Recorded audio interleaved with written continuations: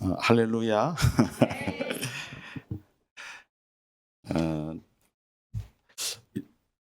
오늘 6.25 사변 바로 하루 전날 이렇게 모여서 남과북 연합 기도회를 갖게 된 것은 좀 특별한 의미가 있는 것 같습니다. 저한테도 6.25 사변이 있는 6월 달이 되면은 다시금 저희 그 부모님을 이렇게 되어지곤 하는 이 6월인 것 같아요. 저희 부모님도 월남 피난민이신데요. 이 사진은 이제 저희 가족사를 설명할 때 의미가 있는 사진이에요. 이게 평안북도 위원읍입니다. 지금은 아마 자강도로 되어 있을 거예요. 이게 일제시대에 1916년에 일제시대에 부흥회를 끝나고 단체 사진을 찍은 사진입니다. 근데 저 안에 우리 할머님이 계세요. 저 안에. 우리 할머님이 그 위원읍 교회를 담임 목회하는 전도사이셨어요. 지금은 저 위원읍 교회가 물 속에 들어가 있어요. 위원읍이 댐을 건설해 가지고 위원읍 많은 땅이 이 물에 들어가 있다 그러더라고요. 저희 할머님이 일제 시대에 일본 순사에 모진 그 핍박을 받으면서 목회를 하셨습니다. 근데 그 당시에 여자가 이 강대상에서 설교를 하는 게 이 소위 말해서 사회의 큰 그 주제가 됐어요. 그래서 1929년도 동아일보에 저희 할머님 기사가 실립니다. 여자가 강대상에서 설교하는 문제 때문에. 그 당시에는 그랬어요. 그래서 저희 할머님이 계시고 저희 가족사를 잠깐 이렇게 보게 되면 일본에 보면은 어느 가정이든지 예수를 처음 믿는 그 사람이 있어요. 어느 가정이든지. 그 예수를 처음 믿는 첫 세대는 참 핍박도 있고 또 특이한 은혜도 받습니다. 근데 저희 4대조 할아버지가 우리 평안북도 벽동에 사셨어요. 지금 평안북도 벽동도 자강도인지 모르겠네요. 평북이에요, 지금? 그래서 평북에 우리 하승익 증조 할아버지 직계는 아닌데, 평양에 장사하러 오셨다가 최치량 장로님한테 예수를 처음 듣게 됐어요. 그래서 예수를 믿게 됐어요. 여러분들이 최치량 장로 하면은 어떤 걸로 유명하냐면 대동강변에서 이 목을 참수당한 그 로버트 토마스라는 선교사가 이 목에 참수를 당해요. 조선시대. 그 배가 있죠? 예, 맞습니다. 근데 그 옆에 12살 된 소년이 서 있었습니다. 그분이 최치량이에요. 근데 그분이 예수를 전혀 몰랐죠. 근데 서양 사람이 목베임을 당하면서 이렇게 뭘 뿌렸어요. 한문으로 된 책을. 이게 성경책이었죠. 최치량이가 무서운 그 사람 죽음 당한 옆에 책을 3권을 주워다가 집으로 오다가 이게 너무 무서워가지고 길에서 만난 박영식이라는 사람한테 이 성경책인지 모르니까 이걸 줘버렸어요. 나중에 이 박영식이가 이거를 가지고 자기 집에 도배지로 씁니다. 도배지. 근데 이 하나님의 역사는 참 놀라운 게 그 박영식의 집이 평양의 제1호 예배당이 돼요. 널다리 예배당. 나중에 이제 새로운 성전을 건축할 때 그 장대제 언덕에 있었거든요. 평양. 지금은 만수대로 바뀌었죠. 장대제 언덕 이름을 따가지고 그 교회를 장대현 교회로 바꾸죠. 그 성경책을 3권 주워다가 이렇게 전달해 준 그 12살 된 사람이 최치량이에요. 근데 이분도 나중에 예수 믿고 장로가 돼요. 평양 근방에서. 근데 참 묘해요. 우리 증조 할아버지 하승희 할아버지를 장사하면서 만났는데 예수를 믿어보라오 이렇게 얘기해가지고 우리 하승희 할아버지가 예수를 믿었어요. 그래서 평안북도 벽동에 와서 첫 예수쟁이가 된 거예요. 그래서 예수가 믿는 사람이 1명, 2명 늘어나고 선교사가 들어오고 벽동교회가 세워졌습니다.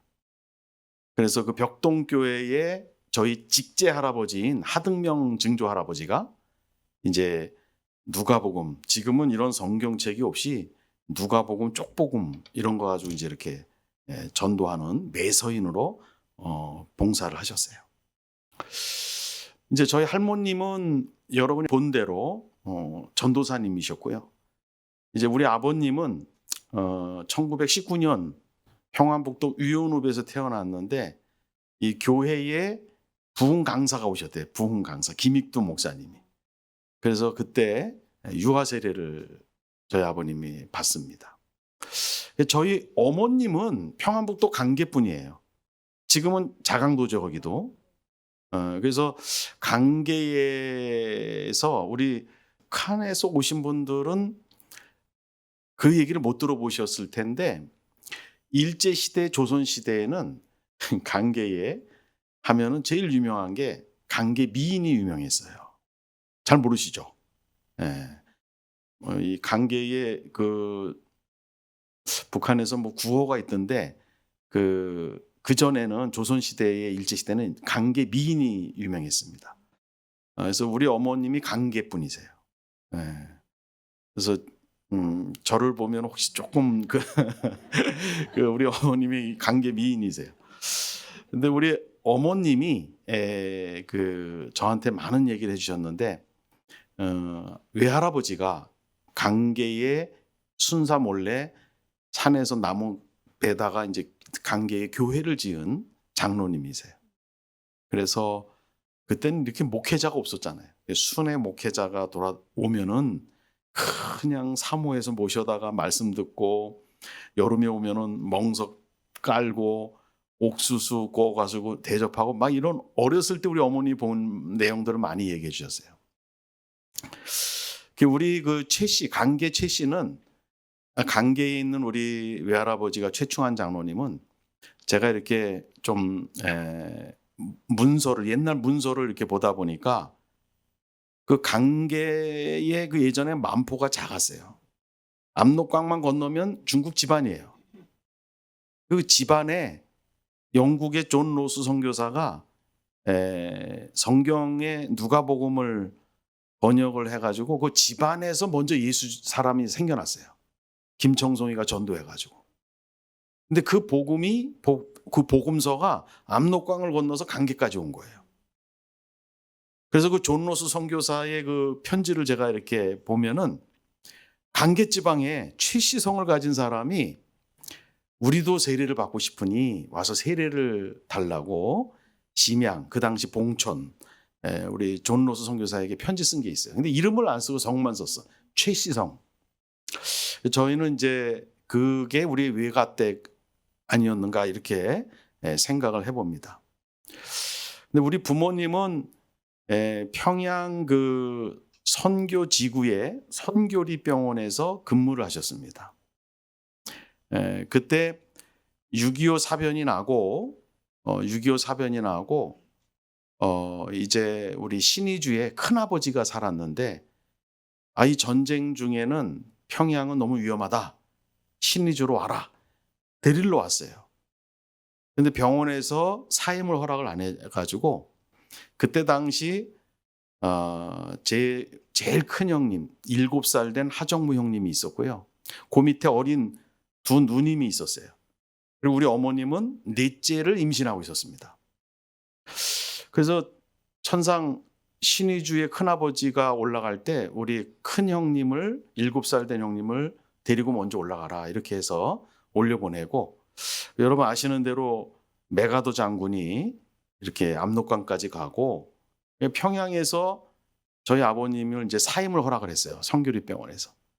그래서 어린 두 누님, 우리 임신한 어머님 데리고 신의주로 올라가는데 그만 중공군이 압록강을 건너가지고 막 밀고 내려오니까 올라갈 수가 없었어요. 그래서 피난길을 잠깐 내려온다고 했는데 어디까지 왔냐면 충청남도까지 왔어요.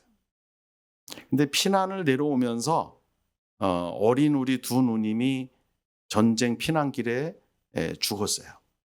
그래서 피난길에 두 딸을 땅에다 묻고, 그리고 계속 피난길에 임신하신 어머님이 충청남도까지 와서 해산을 했어요.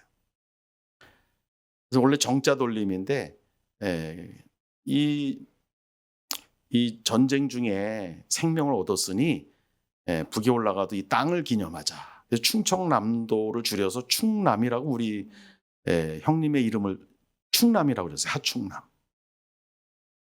근데 우리 그 아버님 얘기를 들어보면 우리 어머님이 이 벙어리로 그 동네 사람들은 알고 있었대요. 왜냐하면 피난길에 두 딸 땅에 묻었죠. 첫째 아들은 신의주로 올려보내고 자기는 어머님 아버님은 여기 남쪽으로 피난 왔죠. 출산해서 아기를 낳았지. 그러니까 말이 안 나오는 거였대. 말이. 그래서 벙어리인 줄 알았대요. 그런데 이제 그 이후에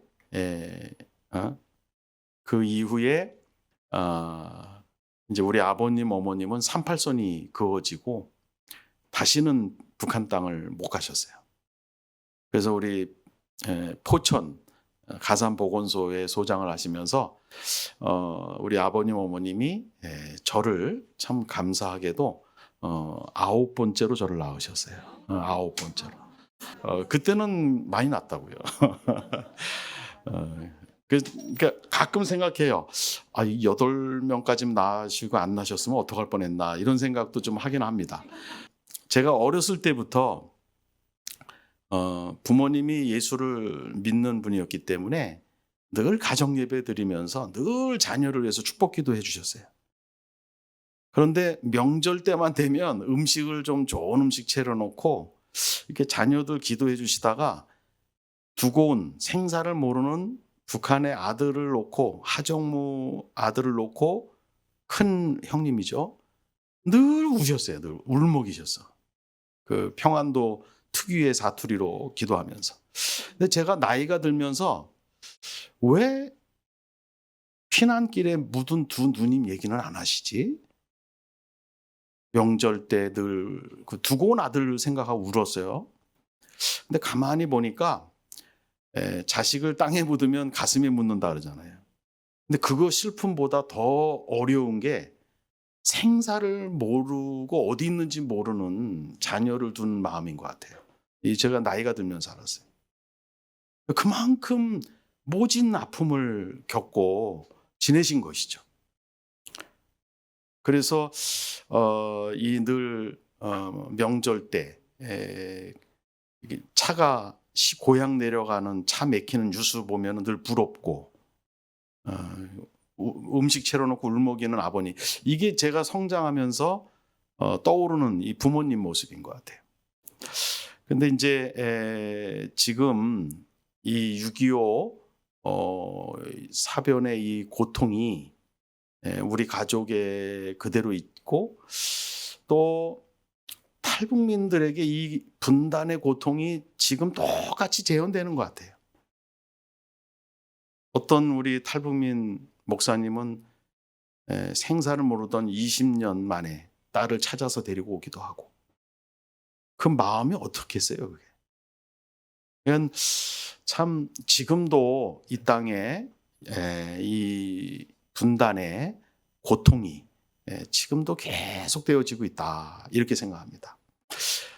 저는 여기 맨 밑에 보면 1993년도에서 1997년, 이 제가 첫 목회지가 광장교회인데 1995년도에 그 하나님이 저한테 그런 마음을 주셨어요. 저는 이걸 빛이라고 생각하는데 하나님이 야, 이제 세계의 냉전 시대가 끝난다. 95년도입니다. 그러면 남북에 이렇게 오고 가는 교류 시대가 5년 전으로 열릴 거라고 말씀하시면서 그러면 너가 북한에 가서 뭔가 사역을 하면 하나님이 기뻐하시겠다. 그런 마음을 주시는 거예요. 그래서 제가 하나님 저 그렇게 하고 싶습니다. 그렇게 해서 하나님을 기쁘시게 해드리고 싶습니다라고 제가 서원을 했어요.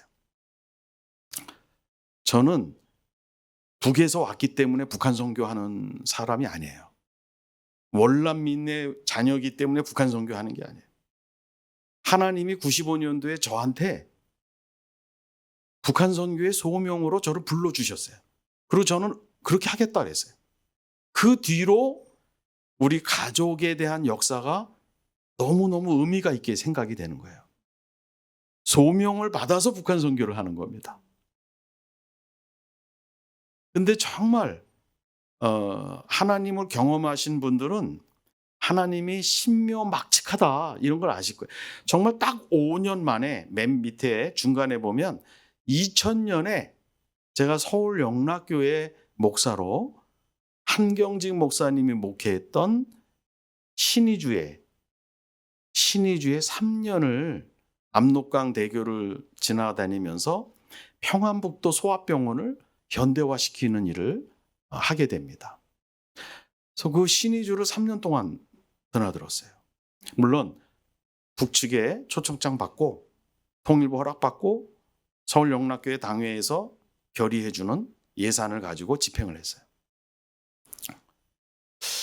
뭐 많은 정말 신의주에서 있었던 이야기는 정말 많은 이야기를 제가 이렇게 기억 속에 담겨져 있고요. 그리고 뭐 한국에 있을 때는 이 대성공사의 평화교회 세우는 일을 98년도에는 했고요. 탈북민들을 위해서. 또 안성 하나원이 99년도 세울 때는 이제 사역자를 파송하는 일을 했고, 그리고 이제 정말 위험한 일이었는데 이 구출 사역 루트를 이렇게 총괄하는 그러한 일을 또 했습니다. 참 지금 보면은 너무 위험한 일을 한 거예요. 그런데 서울 영락교회가 정말 지혜로웠어요. 서울 영락교회는요, 당회 직속에 북한 선교 센터가 있고 구두로만 보고하고 재직회는 보고도 안 하고, 성도들이 영락교회가 많은 성도들이 그 당시 영락교회가 어떤 사역을 하는지 몰라요. 주보에도 안 내고 공개를 안 했어요. 제가 어디 몇 개월 없으면 그냥 어디 선교지 출장 갔다 이렇게 알고 있었죠. 철저히 회의를 하면 모든 문서는 다 파기했어요. 참 대비가 철저했어요. 근데 하나님이 2002년 7월에 저를 이렇게 영국 스코틀랜드 에딘버러 대학으로 보내셔서 석사로 북한 선교학, 박사로 통일신학을 7년 동안 공부하게 해주셨어요. 그때는 그냥 인도해 주시는 대로 순종했던 것 같아요. 그런데 지금 보면은 저를 안전한 곳으로 피신시켜 주신 것 같아요. 지금 생각하면. 그래서 7년 동안 공부하고 다시 서울 영락교회 와서 또 북한 선교하고, 장신대의 북한 선교학 교수로 있다가 지금은 이제 숭실대에서 와서 우리 일반대학원의 기독교 통일 지도자 석사 박사 학위 과정을 책임 맡고 있는 주임 교수로 있습니다. 우리 167명이 있어요. 백인이 14명이 들어와요. 앞으로 북한에 가서 평생 살 백인이 14명이 들어와 있어요. 우리 탈북민 분들이 한 8분. 그 중에 누구라고는 얘기는 안 하겠지만 이제 박사 논문을 빨리 써야 되는 저에게 기도 제목으로 갖고 있는 그 누군가가 여기에 또 한 명 계세요. 박사 코스옥을 마쳤는데 아직 논문을 안 써. 우리 지금 박사가 20명이 나왔어요. 이번 달까지. 석사는 8명 나왔고. 그래서 이러한 사역을 하면서 하나님이 저한테 주신 메시지가 있어요. 그걸 오늘 저는 북한을 밝히시는 틈과 빛이라는 제목으로 여러분에게 증언을 하려고 그래요. 증언. 제 말이 아니라 하나님이 저한테 주신 메시지예요. 이 시편 119, 시편 18편 28절에 보면 주께서 나의 등불을 켜심이요 여호와 내 하나님이 내 흑암을 밝히시리로다. 근데 여러분 잘 보세요. 주께서 나의 등불을 켰대. 그러니까 나의 여기 안에 램프가 있는 거예요. 램프. 이거를 램프, 그걸 북한 말로 뭐라 그러나요? 램프, 호롱불이라 그러나? 등잔불이 있는 거예요, 여기에. 여기에 버닝, 불을 태우시는 거예요, 하나님이. 이건 뭐냐면 하나님이 그거를 우리 심령 안에 불을 붙여주시는 거예요. 때로는 환상으로, 때로는 뭔가 감동으로 이 불을 붙여주시는 거예요. 여러분, 쇳덩이는 고집불통이에요. 자기 신념, 자기 생각으로만 있는데 이 쇳덩이에 불이 빨갛게 들어가면 이 쇳덩이는 그릇도 되고 수저도 되고 그래요. 이 하나님의 영이라는 이 불이 우리 안에 들어오면 이게 이상하게 내가 생각지 않는 이 역할을 하게 돼요. 그래서 여기 보면 내 하나님이 내 흑암을 밝혀주신다. 그래서 이 밝히신다, 이 영어로 보면 light, 빛이라고 얘기해요. 빛이 된다. 그리고 마태복음 5장 16절에 보면 이같이 너희 빛을 사람 앞에 비추게 하여 저희로 너희 착한 행실을 보고 하늘에 계신 너희 아버지께 영광을 돌리게 하라. 위로부터 불이 내려오면, 내 심령에 불이 내려오면은요, 사람들 앞에 그 빛이 비치게 돼 있어요. 이 기도가 딱 되어지면 위로부터 불이 내려오는 거예요. 그리고 기도하는 그 사람에게는 빛이 나는 겁니다. 이게 그냥 눈으로는 안 보여요. 이제 그 좀 어려운 유대 신학의 첫 문장을 제가 소개를 해드리는데 너무 딱 맞는 이치예요, 세상이. 자, 보세요. 만물 안에는 틈이 있고 그것을 통해서 빛이 들어간다. 딱 맞죠? 틈이 있으면 뭐가 들어갑니까? 빛이 들어가는 거예요. 이게 유대 신학의 첫 문장이에요. 그러면 빛이라는 것은 뭐냐? 여기서 빛은 잘 보세요.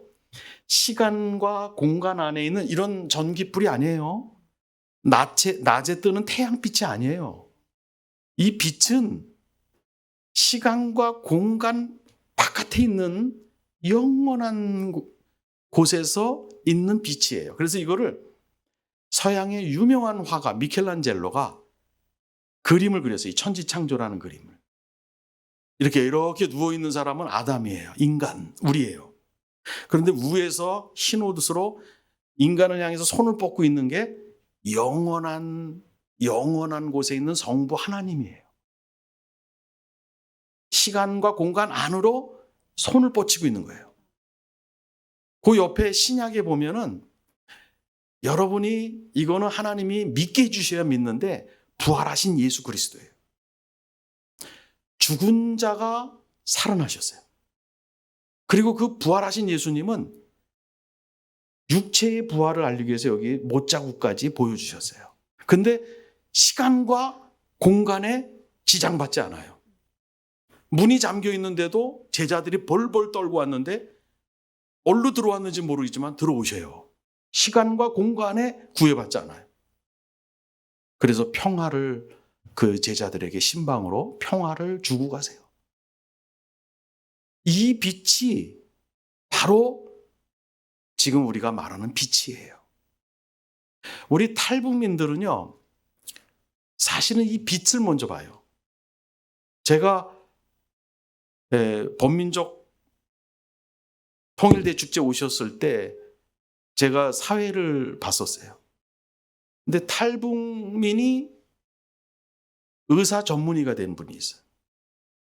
강원도 아산병원에 우리 닥터 김예지 닥터 하고 제가 사회를 보면서 비전 토크쇼를 진행을 했는데, 그 김예지 닥터가 중국에 왔다가 예수를 아무리 믿어도 믿어지지가 않는데 다시 북한에 가서 감옥에 갔다가 딸 둘을 데리고 압록강을 건너야 되는데 너무 이게 두려운 것이죠.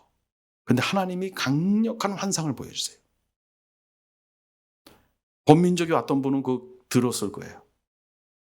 그 환상을 보고 두 딸을 데리고 그날 도강을 해요. 그래서 그 김혜지 의사는 그때 본 환상, 그게 나중에 예수 그리스도인 줄 알아요. 그리고 그게 표징이 됐어, 모든 일에. 그리고 나서 예수를 알게 되고 그 환상이 예수인 줄 알아요. 우리 학과에서 박사 논문을 쓴 박사가 탈북민들이 어떻게 예수를 믿었나, 이거를 연구해서 박사 논문을 썼어요. 근데 그 논문의 내용이 뭐냐면 많은 탈북민이 초월적 하나님을 먼저 만난다. 그리고 그 하나님이 예수인지를 나중에 안다는 거예요. 조금 이따도 설명드리겠지만 이게 빛이에요. 이게 틈인데, 틈은 나 예수 안 믿어 이렇게 하던 사람들도요, 딱 인생의 어느 순간이 오면 틈이 생겨. 내 힘으로는 아무것도 안 되는구나. 내 고집 가지고는 이 세상 행복을 만들 수가 없구나. 내 자녀도 내 뜻대로 안 되는구나. 막 어려운 점을 만나면 틈이 생겨요. 그때 빛을 받을 수가 있어요. 근데 저는 북한이, 우리 부모님의 고향 북한 땅이 6.25 사변 이후로 3대에 걸쳐서 가장 세계에서 어두운 땅이 됐어요. 정말 너무너무 어두운 땅이 됐어요. 그런데요, 틈이 생겼어요. 고난의 행군이라는 틈이 생겼어요. 근데 여러분 잘 보세요.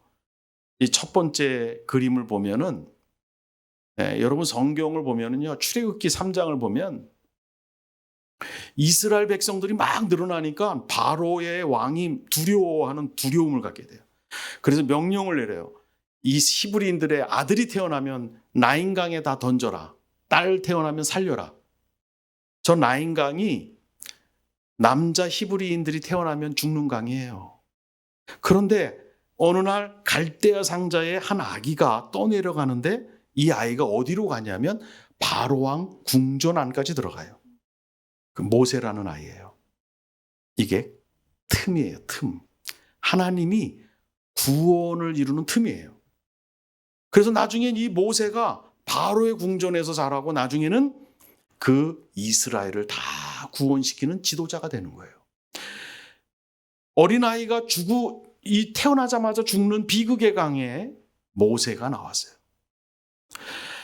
북한의 95년, 96년, 97년 여러분이 경험한 대로 아사자가 많이 일어날 때 중간 그림이 압록강, 두만강에 흔히 보던 아사자 시체예요. 저 비극의 압록강, 두만강을 건넌 많은 여성들이 팔려가기도 했고, 또 많은 사람들이 한국에 와오기도 했고, 근데 그분들 중에는 구속사적 인물들이 예수를 믿고 신성한 빛을 지금 북한 땅에 비추는 사역자들이 허다하게 세워지고 있다라는 거예요. 아마 오늘 제가 설교 중에 제일 어려운 그림일 거예요. 이거를 이해한다라는 거는 쉽지 않아요. 그런데 제가 너무 쉽게 설명을 할 거예요. 여러분, 유대인들은, 지금 이스라엘에 있는 유대인들은요, 하나님이라고 못 불러. 야훼라고 못 불러. 너무 거룩해서. 그래서 유대인들은 구약에 나와 있는 그 하나님을 하나님으로 못 부르기 때문에 너무 거룩한 사람, 거룩한 신이라서. 그래서 10가지의 빛의 이름으로 하나님의 이름을 대신 불러요. 그 10개의 빛의 이름이 이거예요. 그래서 텐 세피로트라고 그래요. 뭐 위에 케테르부터 해서 맨 밑에 말구투까지. 그런데 유대인들이 얼마나 수천 년 동안 하나님을 연구했잖아요, 구약을. 그러니까 빛이 맨 위에 케테르의 빛이 밑으로 호쿠마 빛나로 내려와요. 유출된다 그래. 밑으로 유출이 돼서 어디로 모이냐면 맨 밑에 말쿠투로 모여요. 천상계입니다. 그 말쿠투의 빛이 시간과 공간 안으로 들어온 게 개신교에서 예수 그리스도라고 얘기하는 거예요. 아까 부활하신 주님.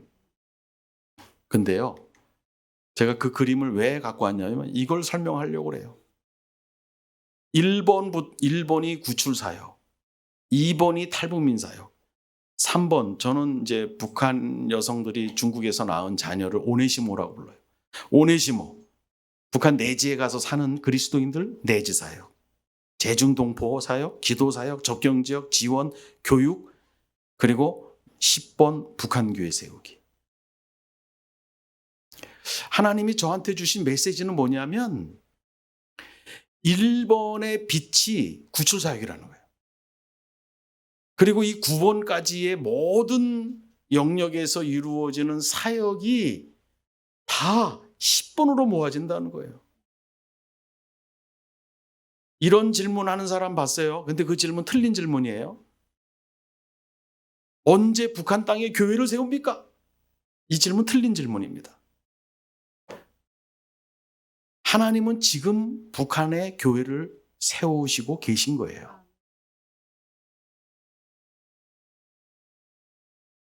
그 사람의 질문을 제가 수정해 준다면 이렇게 질문해야 돼요.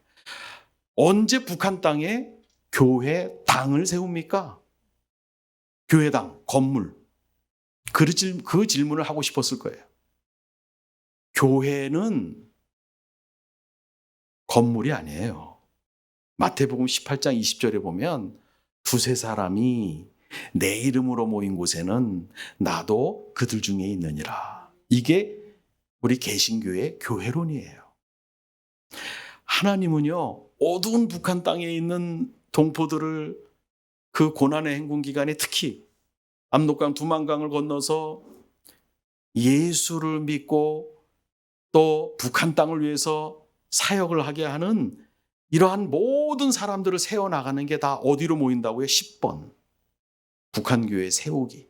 하나님은 지금 어두운 북한을 빛으로 밝히는 교회 세우는 일을 한시도 쉬신 적이 없으신 분이세요. 구출사역 여러분 너무 잘 아실 줄로 생각해. 코로나 기간 중에 잠시 멈춰 있지만 우리 송희연 목사님과 같이 이렇게 잘 친하는 이빌림 목사님이 통일소망성교회를 하고 있는데 제가 한번 참여를 해서 전략 세미나에 갔어요. 근데 그 사역자가 이야기하는 게 저는 너무 감동이 됐어요. 물론 구출 사역하는 분들은 뭐 송 목사님도 이런 게 허다하게 많을 거예요. 그 내용이 뭐냐면 작년 12월에 목포의 한 자매가 여자가 전화가 온 거예요. 이 선교회에. 제발 중국에 있는 우리 누님, 우리 언니 지금 다 죽어가는데 그냥 있으면 곧 죽을 것 같다. 좀 구출해 달라. 그래서 코로나 기간 중에 중단됐던 사역팀이 어쩔 수 없이 한번 가동이 됐대요. 그래서 그 언니가 있는 곳에 메시지가 갔어요. 몇 월, 며칠, 몇 시에 마을회관 앞으로 와라. 그리고 사역자들이 택시 타고 그 시간에 맞춰서 가는데 12월인데 느닷없이 비가 막 오더래요. 아니 몸도 아프다고 하는데 이 비까지 오니 이 참 어렵겠다. 그러나 약속했으니 마을회관으로 다 시간에 맞춰서 갔는데 저기서 한 여인이 죽어를 힘을 다해서 뛰어오더라는 거예요. 택시에 태우고 곧바로 떠나서 왔어요. 가만히 보니까 억수같이 비가 온 게 마을에서 지키는 사람들이 다 집에 들어가 버린 거예요. 그 비 오지 않을 계절에 비가 온 거예요. 이게 초월적인 거예요. 이게. 그냥 비가 보통 때 내릴 때는 그냥 비예요. 그런데 하나님이 북한의 교회를 세우기 위해서 구속사적 사역을 하기 위해서 행하실 때는 이게 기적이 되는 거예요. 이 기적을 베푸시는 하나님이 이 시간과 공간 안에 일으키시는 것을 우리는 늘 경험을 할 수 있는 특권이 있어요. 여러분 억울하지 않으세요? 나는 그런 기적을 한 번도 경험해 본 적이 없는데. 충분히 여러분 그런 기적을 간절히 사모하면 돼요. 누구에게나 하나님의 특별한 기적이 간구하고 사모하는 자에게는 이루어질 줄로 믿습니다. 우리 탈북민 사역은 제가 간단하게 하고 넘어갈게요. 작년 통계에 31,500명이 들어왔어요. 이거는 정홍신 목사가 준비해서 이 지난달 통계예요. 이렇게 많은 탈북민 교회가 이제 세워졌고요.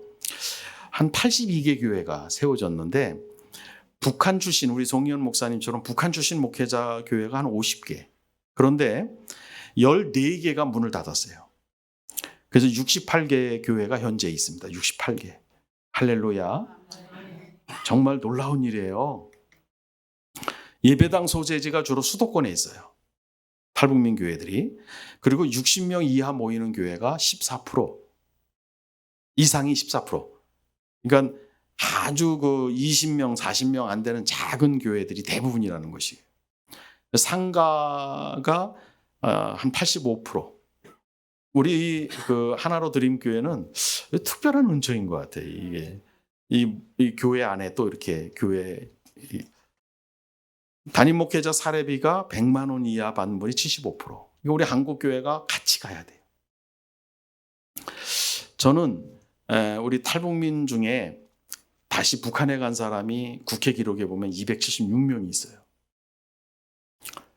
그리고 감옥에 53개 감옥에 가 있는 탈북민이 156명이에요. 근데 파악이 안 되는 거는 유흥가로 들어간 여성이에요. 그래서 저희 숭실대에서는 재단에 신청을 해놨어요. 유흥가에 빨려 들어가는 우리 북한 여성들을 어떻게 정책적으로 보완할 수 있을지 그걸 연구하는 프로젝트를 신청을 해놨어요. 이 탈북민의 교회도 이렇게 세워지지만 이렇게 소외자들이 있어요. 돌봄이 필요한 소외자들이 있어요. 또 탈북민들이 있고 또 중국 땅에 우리 팔려와서 낳은 자녀들이 있는데 저는 요게 제가 사역하는 20년 동안 사역하는 장소예요. 여러분은 잘 모르실 거예요. 이게 어디 있는지 M 지역인데. 근데 20년이 지나니까 그 자녀가 거기에 자녀가 태어나서 이제 제가 어렸을 때부터 봤는데 이제 벌써 대학생이 됐어요. 대학생이. 그래서 우리가 만들어준 기숙사에서 컸어요. 요셉 같아. 처음에는 엄마를 이해를 못했대. 이 중국에서 자기가 맞고 들어오면 나를 때린 애를 혼내줘야 되는데 내 엄마는 그냥 부엌에 끌고 가서 구석에 끌어안고 그냥 울기만 했는 엄마가 이해가 안 됐는데 이제 대학생이 되니까 내가 자막 처리해서 얼굴 못 보게 했는데 이 대학생이 되니까 우리 엄마는 조선 여자였고 아버지는 좀 부족하셨고 엄마가 중국어가 안 됐고 호패도 없었고 야단칠 수가 없었다는 걸 이해를 하게 돼요. 그래서 엄마의 고국, 저 북한 땅에 대해서 굉장히 관심이 많아요. 근데 얘네들은 이제 중국에서 대학을 졸업을 하면 중국 여권을 가지고 북한을 드나들면서 엄마의 고향에서 다양한 사역을 할 수가 있는 거예요. 그래서 우리 20년 동안 이 교회를 돌본 조선족 사역자가 이런 말을 했어요. 썩은 무화과에서 나온 선교의 씨앗이다. 썩은 무화과는 나쁜 말이 아니에요. 정말 중국에 와서 얼마나 힘든 삶을 살았어요. 썩은 무화과로 표현해요. 근데 그 속에서 너무 귀한 씨앗이 자란 거예요. 요셉과 같이. 이렇게 매년 이제 대학생이 나오고 있습니다. 매년. 여러분, 여기까지가 하나님이 구심적 사역을 하는 거예요. 북한을 하나님이 어두운 땅을 밝게 비추는 빛의 용사를 찾을 때 북한 땅 안에서 태어난 사람, 자란 사람들을 꼬집어내서 하나님의 사람이 되게 하는 거예요. 지금 이 내지 사역은요, 정반대입니다. 북한에 들여보내는 거예요. 저는 대한민국에서 태어났어요. 아까 제가 소개한 대로. 전 북한 선교 소명을 95년도에 받았습니다. 근데 제가 북한 땅에 가서 목사로 그리스도인으로서 거기 5년, 15년, 20년 살면서 사역을 할 수 없다라고 생각을 했어요. 하나님도 그거를 못하시리라 생각했어요. 그런데 하나님은 그걸 하시더라고요. 대한민국 국적이 아닌 6대륙에 많은 사람을 하나님이 콜링해서 북한에 5년, 10년, 15년, 20년을 살게 하는 거예요. 이게 지금 북한의 사역자들이, 북한 도시 농촌에 사는 사역자들이 중국에 잠깐 나와서 산골짜기에서 수련회를 하는 사진이에요. 이거는 우리 과에 제가 몸담고 있고 우리 송 목사님이 박사 수료생인데, 박사 지금 이제 코스를 마친 학생인데, 이 수업이 한 과목 중에 한 과목인데 제가 맨 위에 있어요. 두 번째. 제가 다른 사람 얼굴은 지어놨어요. 근데 제 바로 밑에가 백인이 있어요. 이분이 호주 성공회에서 북한에 가서 살도록 NGO 사역자로 파송한 분이에요. 우리 학과 공부하면 북한에 갈 거예요. 그 밑에 내려오면 헤드캣을 쓰고 있는 2명의 백인이 있어요. 이분들은 핀란드 백인이에요. 루터란이에요. 북한에 가서 살도록 파송받은 분이에요. 지금 우리 과에 14명의 백인이 들어와 있어요. 노르웨이 백인. 제일 처음에 들어온 백인이 영국 백인이에요. 그래서 제가 앤드류 커튼한테 얘기했어요. 어떻게 우리 학과에 들어왔냐? 본인은 캠브리지 대학을 나와서 영국 남쪽에서 교사를 하고 있는데 하나님이 자꾸 북한에 대해서 콜링하시더라는 거예요. 그 콜링을 따라서, 그 부르심을 따라서 오다 보니까 여기까지 왔습니다. 여러분, 하나님은요, 북한의 어두운 북한, 그 북한을 빛으로 밝히시도록 6대륙에서 불러서 북한으로 가서 살게 하시는 하나님이세요. 이분들이 대부분 북한의 고난의 행군 때 북한이 어렵다고 하니까 도우러 북한 땅 근방까지 갔다가 또 북한 안에 들어갔다가 이렇게 왔다 갔다 해서는 안 되겠다. 북한에 들어가서 살아야 되겠다라고 생각하는 사람들의 영향이에요. 고난의 행군은 틈입니다. 어두운 북한 땅에 빛을 들여보낼 수 있는 하나님의 틈이에요. 그 무진무진한 고난, 그 무진무진한 비극에서 하나님이 그러한 역사를 하신 거예요.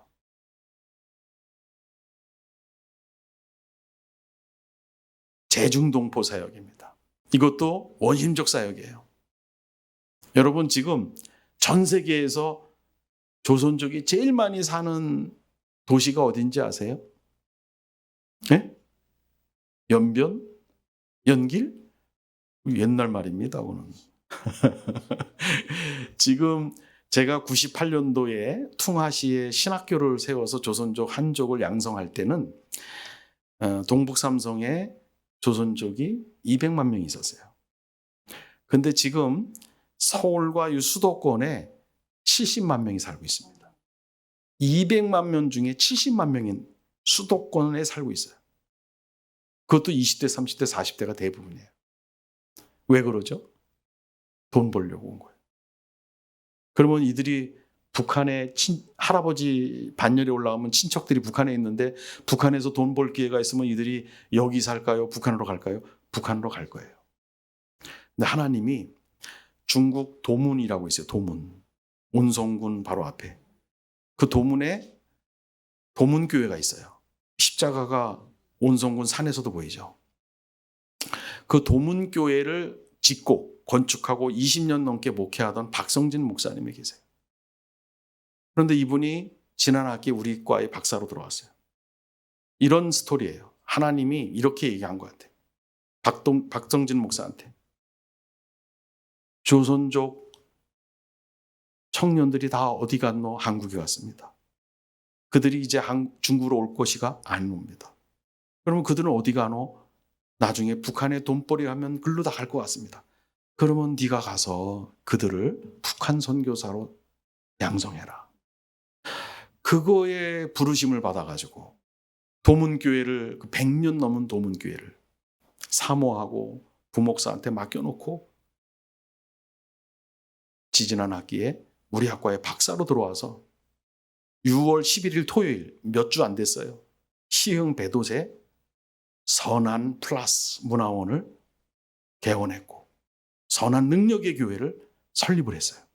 선한 플러스라는 건 선, 조선족 선한 한국, 조선족과 한국을 플러스 연결하는 문화원이에요.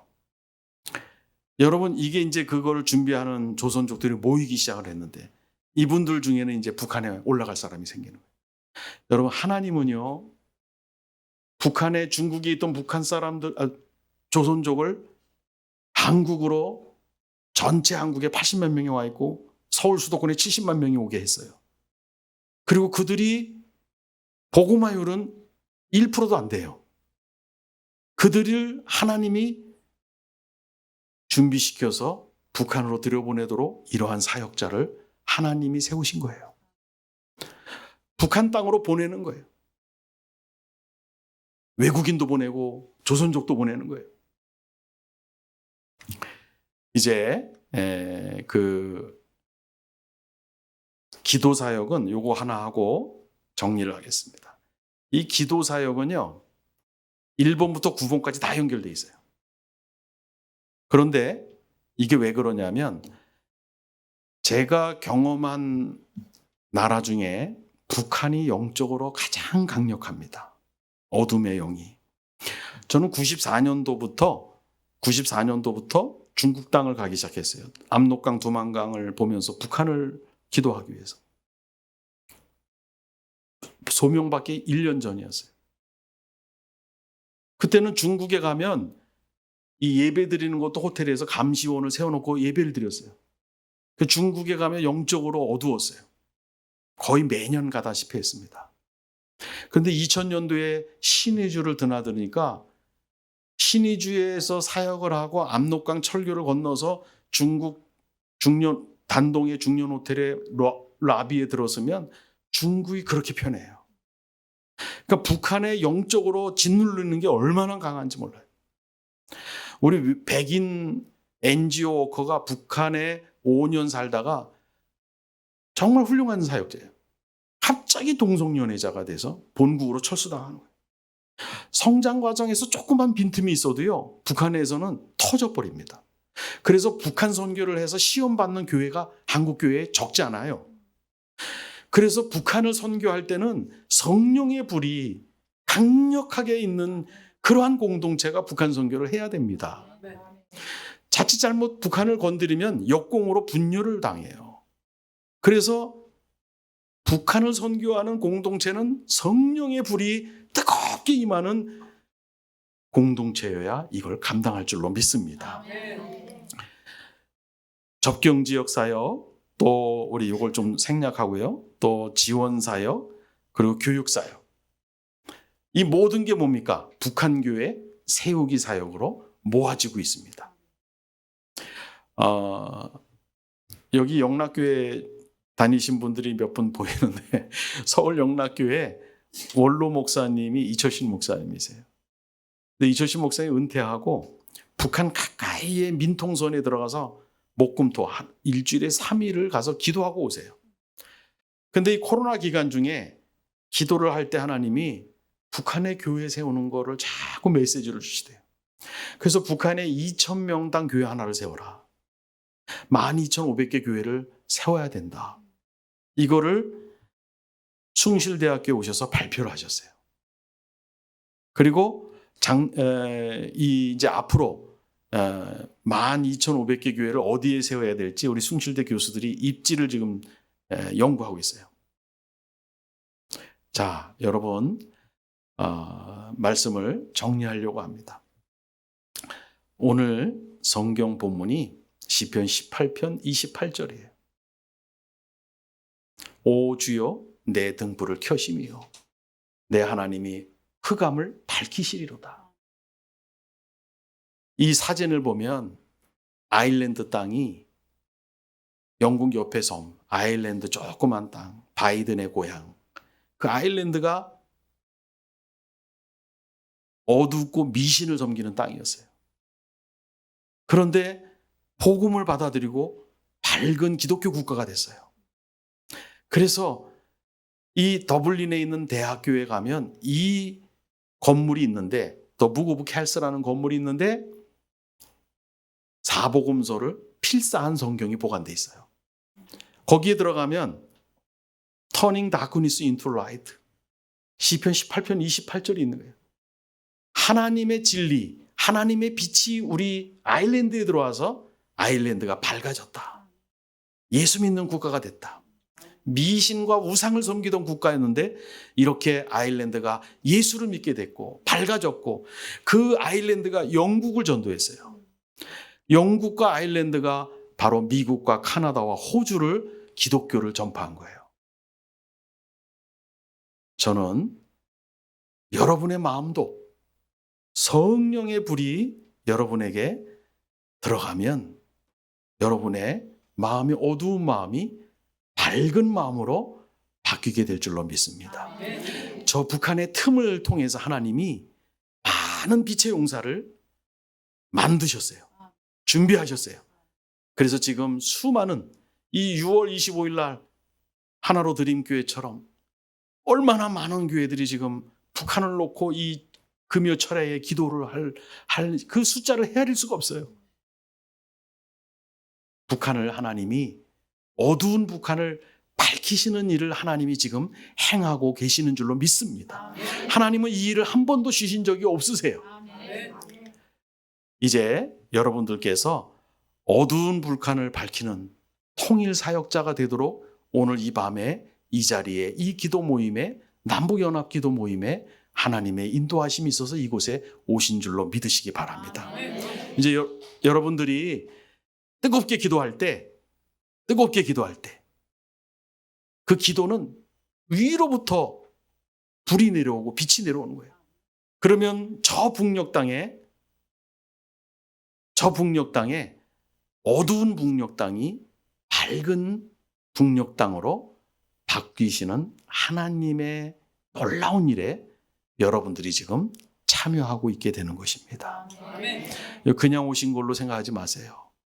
누가 어떻게 여기 오게 했든, 무엇을 바라고 오셨든 여러분을 여기에 오시게 한 거는 어두운 북한 땅을 밝히시기 위해서 여러분을 이곳으로 인도하신 분은 하나님이심을 받으시기를 바랍니다.